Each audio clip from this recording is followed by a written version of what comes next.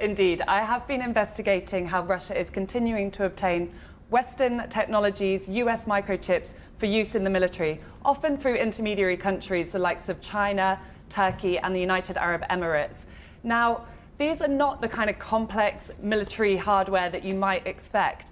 They're the types of technologies that are typically found in our phones and our laptops, and they're what's dubbed dual-use items, meaning they have both military and civilian applications.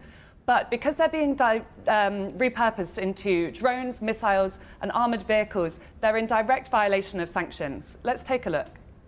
This is a military radio, so it's an encrypted Russian radio that's been issued to Russian troops, a personal radio that they use. Can you show me what's inside these Western components? Sure. So once you start opening it up and digging inside, you start finding what I was explaining earlier. Those chips.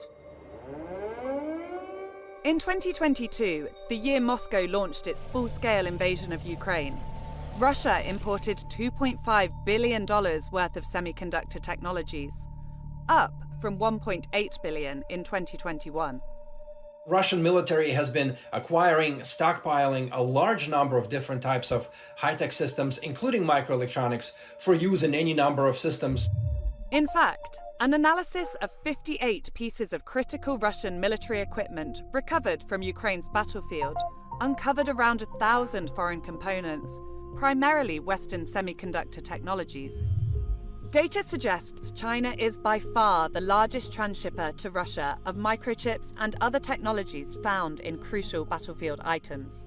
More than half of those goods were not manufactured in China, but instead produced elsewhere and shipped to Russia via Chinese and Hong Kong-based intermediaries.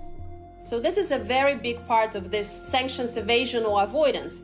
We see more than 80% of this kind of on shipment happening via China, Hong Kong, and Turkey for these specifically dual-use goods. Now, we can see there the countries being cited as primarily responsible for these exports to Russia. And what's interesting is an unclassified US intelligence report that was released last month said that China is pursuing a variety of economic support mechanisms for Russia that mitigate both the impact of Western sanctions and export controls, and also saying that it's probably supplying Moscow with key technology and dual-use equipment for use in Ukraine. So it's clear that the intelligences are sort of clocking onto this. What's not clear so much is how much Western companies are aware of where their products are ending up. Many that I've spoken to have said not, and that they've ceased operations with Russia, but certainly these goods are still finding their way into the country. It's an interesting report because the focus recently has been on where chips are made, but unless there's complete decoupling, it's hard to see how you stop this stream and what you stop every Apple and Samsung phone being exported to certain countries. Absolutely, that's the difficult thing. It's going through these third countries seen as intermediaries who don't have these sanctions against Russia, and so although they potentially are not enforcing the sanctions themselves, it certainly goes against the spirit if these technologies actually have origins in the US or other Western countries.